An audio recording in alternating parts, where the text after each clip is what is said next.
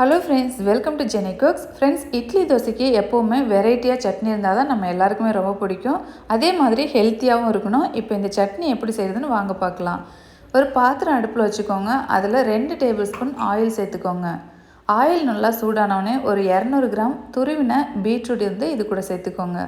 நல்லா பெரிய பீட்ரூட்டாக ஒன்று எடுத்துகிட்டு தோல் சீவி நல்லா துருவி இது கூட நான் சேர்த்துருக்கேன்.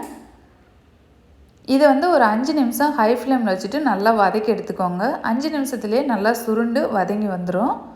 இந்த மாதிரி நம்ம வதக்கிட்டு நம்ம சட்னி அரைக்கும்போது அந்த பீட்ரூட் உள்ள இனிப்பு சுவையே இருக்காது. சட்னி ரொம்ப நல்லாயிருக்கும். பாருங்கள், பீட்ரூட் நல்லா வதங்கி வந்திருக்கு. இப்போ இதில் ஒரு சின்ன துண்டு இஞ்சி சேர்த்துக்கோங்க, தோல் சீவிட்டு. கொஞ்சமாக புளி சேர்த்துக்கோங்க. ஒரு நெல்லிக்காய் அளவு சேர்க்க வேண்டாம், ஒரு சின்ன புளியாங்கொட்டை அளவில் மட்டும் நீங்கள் சேர்த்துக்கோங்க. 2-3 பச்சை மிளகாய் சேர்த்துக்கோங்க. பூண்டு பல் ஒரு 2-3 சேர்த்துக்கோங்க.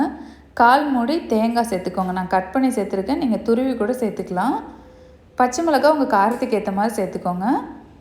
இப்போ நல்லா ஒரு கட்டு அளவுக்கு, இப்போ ஒரு 1/4 கட்டு அளவுக்கு கொத்தமல்லி இலை நல்லா கழுவிட்டு நல்லா துருவி இது கூட சேர்த்துக்கோங்க. நல்லா கிள்ளி இது கூட சேர்த்துக்கோங்க. இப்போ பீட்ரூட் ஏற்கனவே வதக்கிட்டோம். இந்த தேங்காய் மல்லி எல்லாம் சேர்த்துட்டு ஒரு நிமிஷம் நீங்கள் வதக்கி விட்டிங்கன்னா போதும், மீடியம் ஃப்ளேம் வச்சுட்டு. இப்போ ஸ்டவ் ஆஃப் பண்ணிவிட்டு ஆற வச்சுக்கலாம். ஆற வச்சுட்டு மிக்ஸி ஜாரில் போட்டுக்கோங்க. இப்போ இந்த சட்னி நல்லா டேஸ்ட்டாக இருக்கிறதுக்காக இது கூட ஒரு 4 டேபிள் ஸ்பூன் அளவுக்கு பொட்டுக்கடலை சேர்த்துக்கோங்க. இதுக்கு தேவையான அளவு கல் உப்பு சேர்த்துக்கோங்க. முடிஞ்ச அளவுக்கு கல் உப்பு பயன்படுத்துங்க. நான் நிறையா வீடியோஸில் நான் சொல்லியிருக்கேன். அதே மாதிரி நல்லா பிராண்டடாக வாங்காமல் கொஞ்சம் ஈரப்பதம் உள்ள உப்பாக பயன்படுத்துங்க, அதுதான் நல்லது. இது கொஞ்சம் கொரகொரப்பாக அரைச்சிட்டு அதுக்கப்புறமா கொஞ்சம் தண்ணி சேர்த்துட்டு நீங்கள் அரைச்சிக்கோங்க. இப்போ இது கூட தாளிப்பு சேர்த்துக்கலாம். உப்புலாம் செக் பண்ணிக்கோங்க.